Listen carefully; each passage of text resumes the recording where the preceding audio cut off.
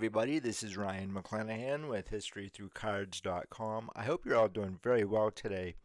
This video I want to share with you this right here.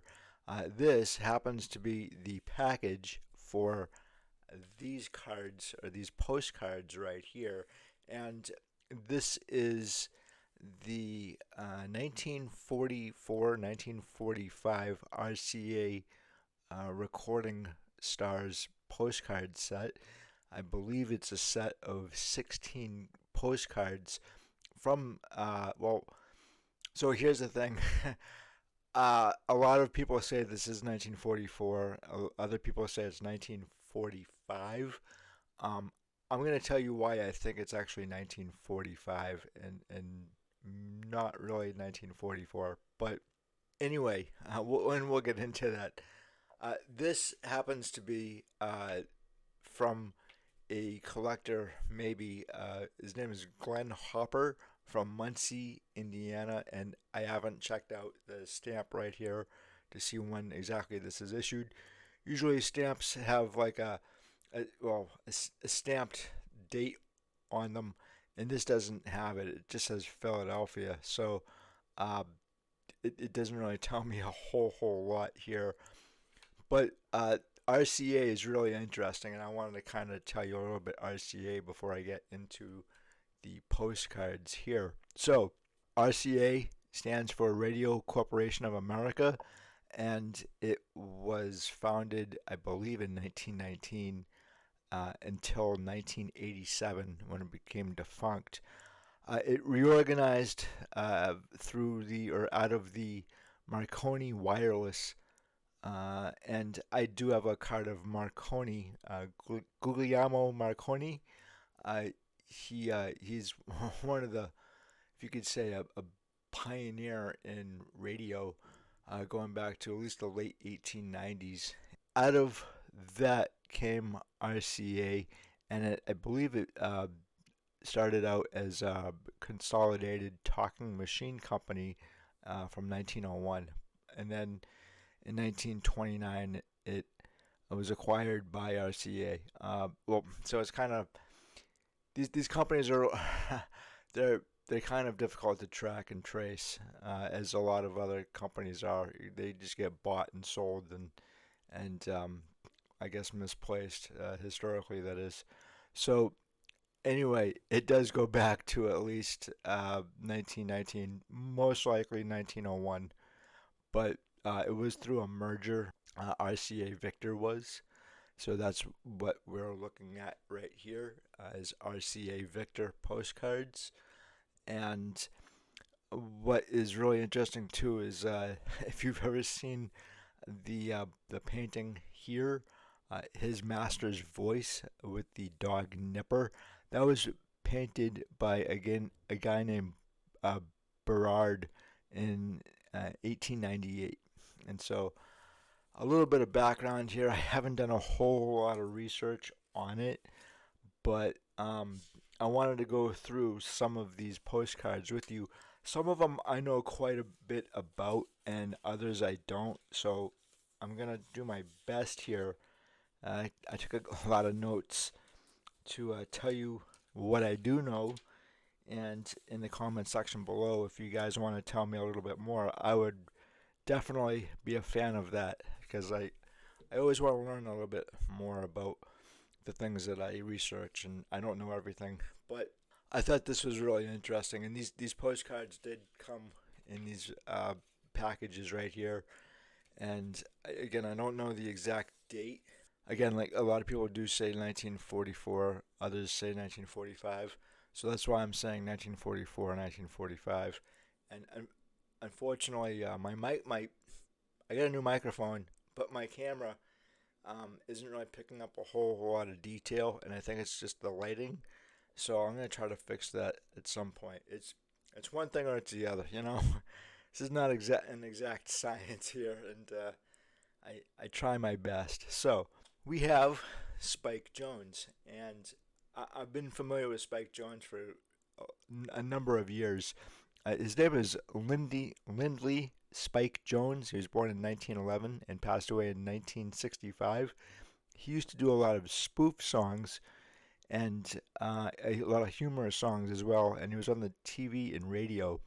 He was kind of a, if you'd say, a victim of the disappearance of big band at the end of World War II. And I have followed and studied big band since I was a teenager, and it really wasn't something that my dad, I don't think he really introduced me to big band, maybe indirectly through a lot of the film noir movies that I saw as a kid.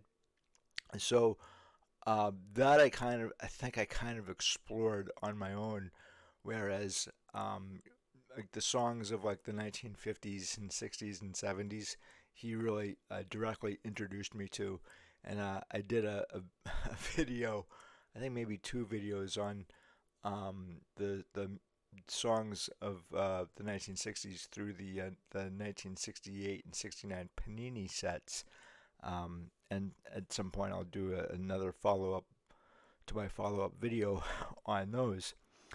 But I kind of liken the disappearance of the big band era to the transition between the silent screen and talkies at the end of like 1929, 1930, and a lot of the singers and even the movie stars had kind of a difficult time transitioning, especially like through the silent screen era in Hollywood. A lot of those actors just they couldn't make it during the talkies, so it kind of ruined a lot of lives, I guess, for a lot of careers. And same thing with big band too. At the end of World War II, a lot of tastes were changing in music, and you really get like a sense that rock and roll, it was just kind of like starting out in like the early 50s, but it has its roots in the blues, and I think big band really kind of has that as well. So it it's just you're dealing really kind of with a different generation of people. So it served its purpose, and it's a great time, really. I think in American history, in American society, the big band era. But I'll show you the back of these two, and they look like this. There's a little bit of a bio here, and obviously you'd place your stamp right here, and it does say Radio Corporation of America, RCA Victor Division, Camden, New Jersey, and that's where the company made its headquarters. So this is Spike Jones, and I really like the artwork on a lot of the stuff, as you guys can see as we go forward. The second one I want to show you here is Dinah Shore. And Dinah Shore was born in 1916 and passed away in 1994. She was massively popular and successful singer in TV and radio, and she made her debut in 1939. Interestingly enough, if you're a fan of golf or collect golf cards, you might want to add this to your collection of golf cards, because Dinah Shore is in the Golf Hall of Fame. And she was a really, really good golfer during her day. But she was really popular, and I remember hearing about Dinah Shore when I was a kid. So I thought this was really fantastic to add to the collection of either golf, or if you're into collecting either TV stars or radio stars or singers. Uh, so another one here is Fats Waller, or Thomas Fats Waller. He was born in 1904, and he passed away on December 15th, 1943. He actually died on a train in Kansas City. I guess he had pneumonia, but it says on the back here that he had passed away, and that kind of gives me a sense that it is from 1945 or late 1940s 1940, or actually, yeah, 1945, because he passed away in December. So that's why I think that this set is from 1945. And I'll actually tell you a little bit more about why I think that's the case too. But this is, again, the artwork is absolutely fantastic. So there was a singer named Harry the Hipster Gibson who I've heard about, and I've listened to a couple of his songs. He was greatly influenced by Fats Waller here, and Fats he made his debut really in like 1918 all the way through 1943. So he was singing all that way, all that time. And so Harry Gibson here, unfortunately I don't have a card of him. I don't know if the one actually exists, but I'd love to try to find something of his. He did a song in 1946 called "Who Put the Benzodrine in Mrs. Murphy's Ovaltine." And I'm going to leave a link in the description below so you can listen to that because it is actually quite funny, and I really enjoy that song. But I'm not terribly familiar with a lot of his stuff, but I do know that he's very popular back in the day. And again, like I haven't heard every song that these guys and girls have done, but I've listened to a lot of big band stuff and a lot of jazz. The next one I want to show you is David Rose, and I am not familiar with David Rose at all. And I'm sorry, guys, it is blurry. It's just I'll try to get that fixed at some point. So he was born in 1910. He passed away in 1990, and he had a pretty long career, 1939 to 1990. He was a songwriter, composer, and band leader. Other than that, I don't know anything that he did, and I really haven't heard anything that I'm aware of. So he's kind of a mystery to me, to tell you the truth. But maybe at some point I'll start listening to his stuff. But the again, the artwork on these are just absolutely fantastic, and I think it's a selling point for the set. And incidentally, the set is not that expensive. You guys can probably pick it up for $25 to $30. And this guy, I know that probably 90% of you know the name Alton Glenn Miller. And Glenn Miller here is probably one of my all-time favorite band leaders. And he's actually the first band leader that I recall listening to his stuff. And he passed away in December 15th, 1944. And I think that they actually know now how he passed away. And there was an eyewitness or two that saw his plane crash. And there's actually a really good book, this right here, that really goes into great detail about Glenn Miller and his life and just what a big star he was, and just an amazing star too, amazing person. I was thinking of doing actually a much larger podcast or video just on him, but because there's so much about Glenn Miller, and I did watch the Glenn Miller story with Jimmy Stewart when I was a kid, and I love Jimmy Stewart. He was one of my favorites. But he's got some really amazing music, and he first started in 1923 all the way through 1944. But his biggest years, in fact, were from 1938 to 1942. And like, honest to God, he was probably the biggest thing since, I don't know, Elvis. I guess he was like the Elvis of his generation.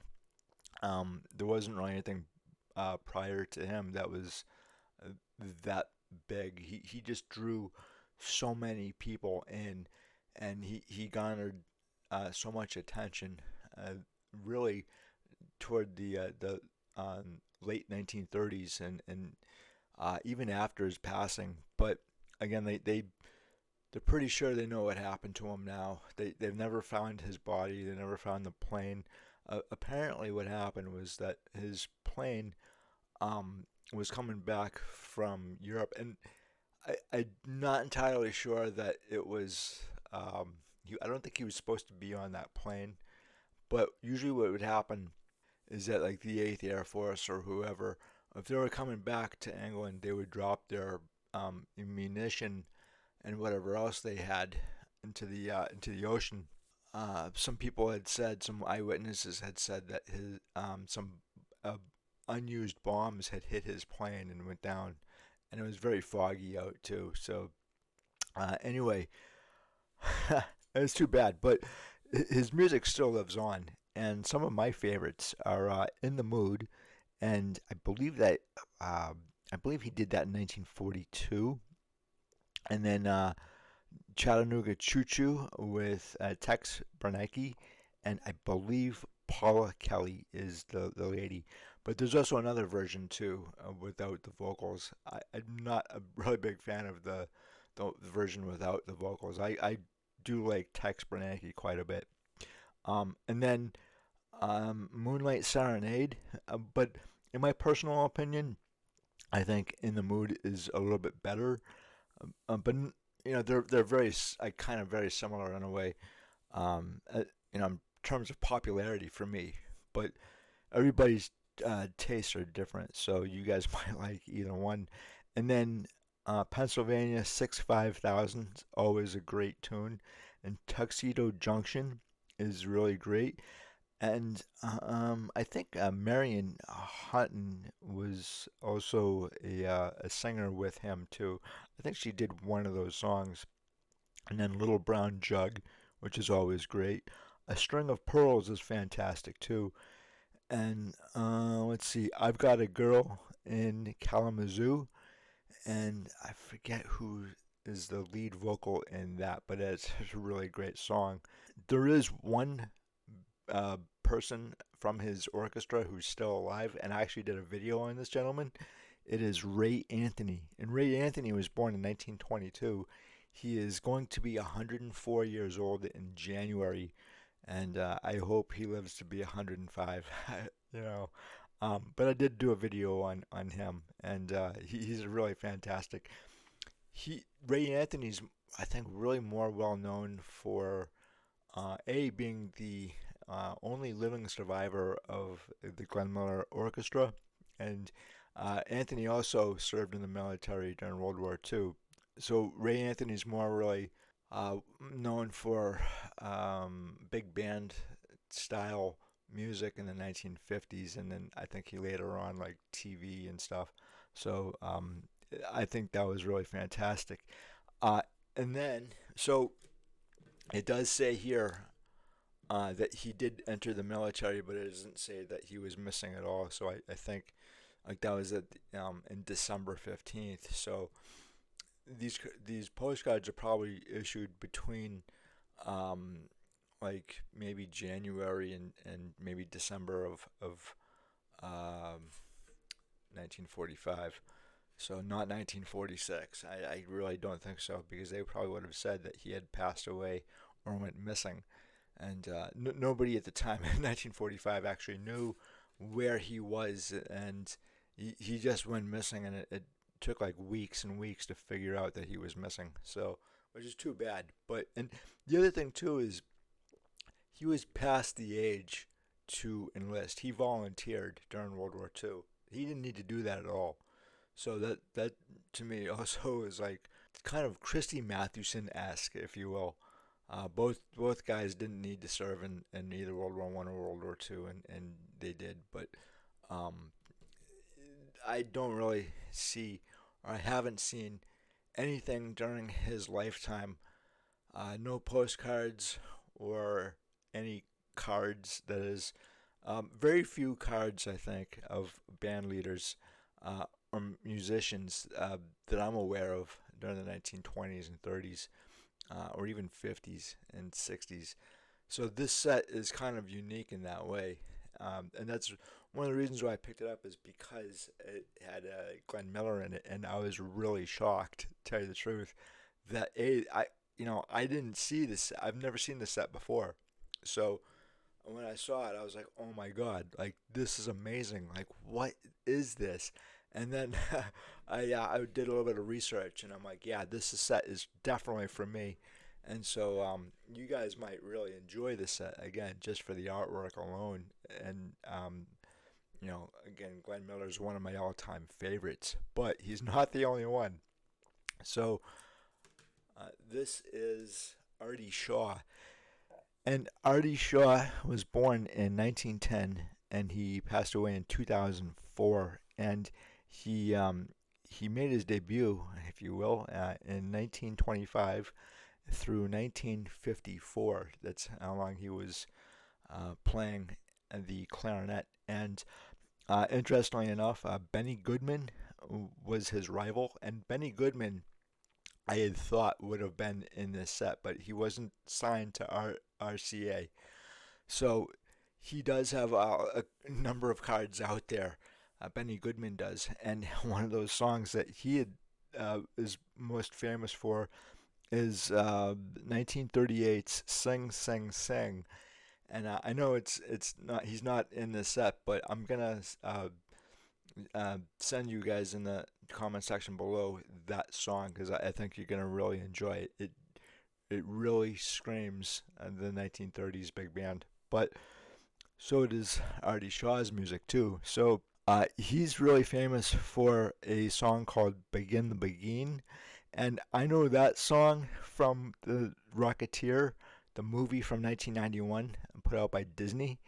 And that is a James Horner, and basically James Horner covered that tune, and Marlora Hardin is the singer in the Begin the Begin. But there's two different versions, and in fact, that song is written from 1935 by Cole Porter, and I believe everybody in their grandmother had their version of Begin the Begin.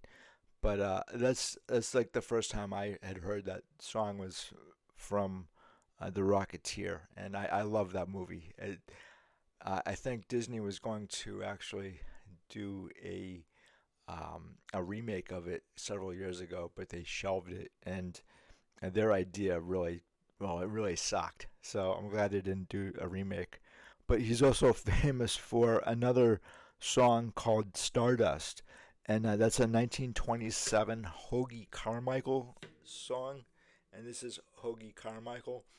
I just recently bought this not too long ago at the Shriners, and I paid like $60 for it. I've been looking for this card for a very, very long time, and because I'm a big fan of Hoagie Carmichael, and I'll do a video on him at some point. But Stardust. There's a lot of different examples of this song. Everybody covered this song, and it's been performed or covered over 1,500 times plus. So that kind of tells you how popular that song is. All right, so this is Sammy Kaye, and not to be confused with Danny Kaye, the actor who's really famous for Wonder Man and The Secret Life of Walter Mitty. This is a completely different Kaye altogether. This is Sammy, and he was born in 1910, and he passed away in 1987. And I don't know a whole lot about Sammy Kaye, unfortunately. I really haven't studied up too much on him. I'm not sure what he actually sang or did, and I know it says here on the back of his postcard, and it says, I don't know my glasses on, guys. Sorry about that. Yeah, I still can't see it. All right, that means that I'm not going to go to the eye doctors. But anyway, this again, really neat card or postcard, if you will. And guys, do you collect postcards at all? I'd love to know if you add them to your collection. I do actually. And here's another gentleman here that I'm not terribly familiar with. This is Hal McIntyre. He was born in 1914 and he passed away in 1959, I believe, due to a house fire, unfortunately. But he was a saxophonist and clarinetist with the Glenn Miller Orchestra between 1937 and 1941. And he's connected with Billy May, who did a lot of work back in the late 1950s and 1960s. He did a lot of TV compositions, and uh, and there is a card or two of Billy May. I might talk about him at some point. Really, really interesting dude as well. So this is Hal McIntyre. I didn't know who this guy was, and I've been studying this for a long time. So anyway, you're gonna come across that too, and I think it's really up to other generations to try to get younger generations into the music or movies of the past, and I'm kind of trying to do that right now. But this gentleman here, I've heard about for a very long time. I've listened to a lot of his stuff, and this is Tommy Dorsey. And Tommy Dorsey was born in 1905 and he passed away in 1956. He's the younger brother of Jimmy Dorsey, who's equally as talented.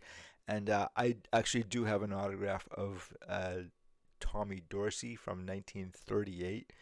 And I should have brought it out. I couldn't find it, but I'm pretty sure I know where that autograph is. But Tommy Dorsey here, he is one of the most successful band leaders of the 1930s through the 1950s, and he's connected to the Pied Pipers, which is another very famous band. I think I think they were around back in World War II through like the late 1940s. But what's interesting about the Pied Pipers here is that Johnny Mercer and Frank Sinatra were involved in that band, which I didn't know about that. The King sisters as well, and then Joe Stafford in 1940, she was connected to the Pied Pipers through Tommy Dorsey here. In fact, they all were through him. And also Dick Hames and Gene Krupa. But I was like, oh my God, like I didn't realize like Johnny Mercer, right? So a huge name, and I'm not entirely sure that he has a card.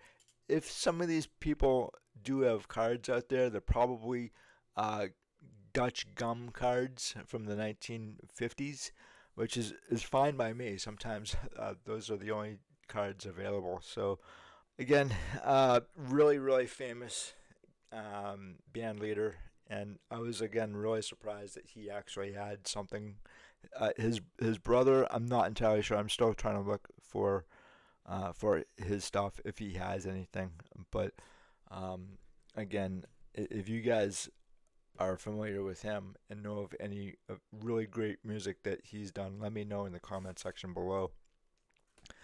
And then you have the K sisters, and uh, honest to God, like I didn't know a whole lot about the K sisters. There were actually six of them, but here you have the four K sisters. I think two of them uh, really kind of like retired in the 1930s, and maybe they interchanged here and there, but they were again connected to the Pied Pipers, and you have Alice, Donna, Louise, Marilyn, Maxine, and Yvonne. I couldn't tell you which one's which here. They were really popular between 1937 and 1946, and the last one had passed away in 2013, and that was Marilyn. She was the last surviving sister. But I mean, I'm very familiar with one of the songs that they did, and it is "I'll Get By." And that was originally from 1928, and then it was made really popular in 1940, again by the King sisters. And I think it was covered by Joe Stafford. I think. I could be wrong about that because, again, I'm not correct on everything. But that's probably one of their biggest songs that I'm aware of. So another really, really neat postcard in this set is Lena Horne. And again, I was really kind of shocked to see this postcard, a card of her, because she is really, really popular and very well known.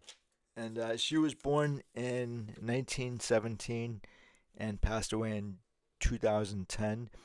Her career lasted from 1933 to 2003, and I think one of the biggest songs she did was Stormy Weather, but that was also a short from 1943 as well with Cab Calloway.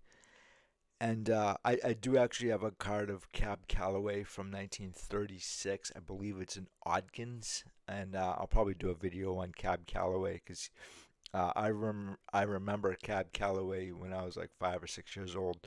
I think by that time he had just passed away, but I believe he did a song called Minnie the Moocher. But anyway, getting back to Lena Horne here, she was also in films between 1935 and 1994, and so she was also in the civil rights movement as well. So she, really amazing lady, and this is really fantastic. I also found too that there's a postcard of Duke Ellington here, and Duke Ellington is probably one of the greatest band leaders to ever live. And he was born in 1899 and died in 1974. His musical career began in 1914 and ended again in 1974 when he did. Um, and I was also surprised here that he got the Pulitzer Prize in music posthumously in 1999, but they did give him one, which it would have been nice to have given him one during his lifetime. But and that's something that I have a problem with the baseball and especially football Hall of Fames electing guys who have just died. But that's a different story here at all. You know, he does have a connection to Boston College. In 1962, he came to Boston College, and then he also is connected through Berklee College of Music as well, which is like right down the street. So the 2014 film Whiplash, it has a song that Duke Ellington did in 1937, and it's called Caravan. And this song is really interesting. And there's over 500 versions of that song since the original release date of 1937. But that's a Duke Ellington song. And I highly recommend you guys check out the movie Whiplash. I think you'd really enjoy it. It is absolutely fantastic, and Caravan has a lot to do with the plot of the movie.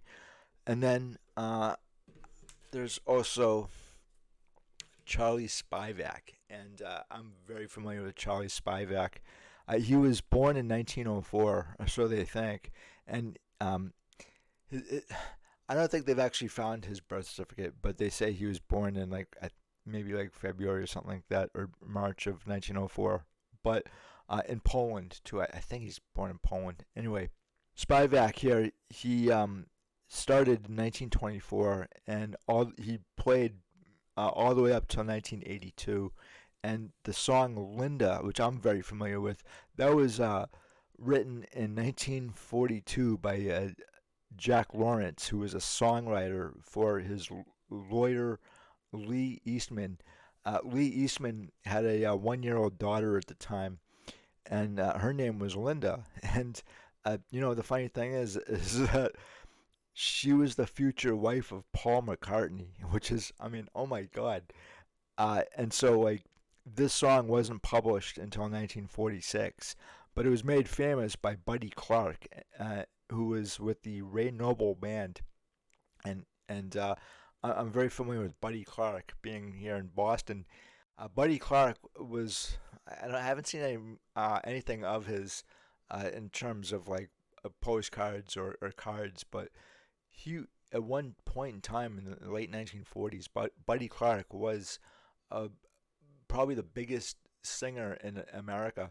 He outsold Perry Cuomo's records, so like he was huge. And then unfortunately, Buddy Clark got into a very strange accident, a an airplane accident. But he was the only one to die, and it was just very very odd. But if he had lived, like who knows what would have happened. Getting back to Charlie Spivak here, he actually is a trumpeter, and he had a very long career. This is Vaughn Monroe, and Vaughn Monroe was born in 1911, and he passed away in 1973. His career began in 1939 and ended in 1965, and he has a plaque in the Hollywood Walk of Fame. And he does have Boston connections, which I kind of enjoy because I'm from Boston. But um, he had his first nightclub called the Meadows in 1940, and on Route 9 in Framingham, Mass. And what's interesting here in Boston was that nightclubs were really outlawed. They used to call them dinner clubs instead. But in 1942, and I had actually done a video on this, the Coconut Grove fire, uh, that was really a nightclub, and it was overcrowded. And I believe about 800 or 900 people eventually died from that fire. And the last living person from that just passed away a couple of weeks ago, at I believe 101 years old. But yeah, nightclubs here were a little bit different than what we think of a nightclub here today, especially in Boston, because they were outlawed. I'll probably go over this at some point too, just the nightclub scene of the 1930s and 40s. And it has a lot to do with the big band stuff as well. So, anyway, he did have a really interesting nickname, Old Leather Tonsils, and he's got a great baritone voice, and you can hear it in his music. One of his best known songs is Ghost Riders in the Sky from 1949, and There I Said It Again from 1945. And then a song I first heard him sing when I was a teenager was When the Lights Go On Again All Over the World, and that's from 1942. Obviously a World War II song, but his style and his baritone voice is unmistakable. And a lot of this stuff I'm gonna have in the comment section below, that you can listen to some of this stuff because I think you'd really enjoy it. And then you have Freddie Martin, and I am not familiar with Freddie Martin all that much. He was born in 1906 and died in 1983, and he was a big band leader and saxophonist, and he was connected to Guy Lombardo. And I actually do have a card of Guy Lombardo. I can't find it, but this is what it looks like, and it's 1938 Transogram, and I think it's a game. But he Guy Lombardo, really famous, and well, really famous guy. Oh, okay, great. Got a real bad joke there, but um, Guy Lombardo had a pretty long career, and he had gotten sick at one point, and Freddie Martin took over for him. But they had a connection going back to the 1930s at least. And I believe he first started in 1931, and his career ended when he did in 1983. So, again, I don't know a whole lot about him. And then the last I want to share with you is Perry Como. I would consider this to be a quote unquote rookie card. Okay, like, sort Victor, the rookie card specialist, probably wouldn't like that at all. But uh, I think this is actually one of the first images on a postcard of Perry Como. And Perry here was born in 1912, and he passed away in 2001. He sold over 100 million records between 1932 and 1997. And I think he's really more well known for his stuff in the 1950s than anything. But he again does have a plaque at the Hollywood Walk of Fame, which I've never seen, and I maybe someday if I'm bored, I'll go and check that out. He credited Bing Crosby as his biggest influence, And Ben Crosby has a lot of stuff out there, and he's also part owner of the Pittsburgh Pirates as well back in the 40s and 50s, and I think even the 60s. So he does have that baseball connection there. And he was actually one of the greatest crooners of his day. In fact, he was the crooner of the year in 1943. So, guys, I wanted to share this set with you because uh, I was not familiar with the set up until maybe a year ago or so, and I just haven't done a video on it. I had meant to, but you know how time flies when you're having fun, and even when you're not having fun, it flies. So, uh, the artwork for me is the drawing feature of the set, and some of the musicians and band leaders who are in the set. I don't think that you're gonna find anywhere else, and I thought maybe you guys might enjoy it just because if you're into like music history or big band or jazz or whatever, um, I try my best to try to find cards of big band leaders, and it is one of my favorite genres, aside from like the 1960s stuff and 1950s. But I'm a music lover to begin with. I can't play a tune, but I love the stuff, and I hope you do too. And if you have any memories or anything you want to say about this stuff, let me know in the comment section below. Again, I'd love to hear what you guys have to say. And until the next time, I will talk to you later. Have a good one. Bye.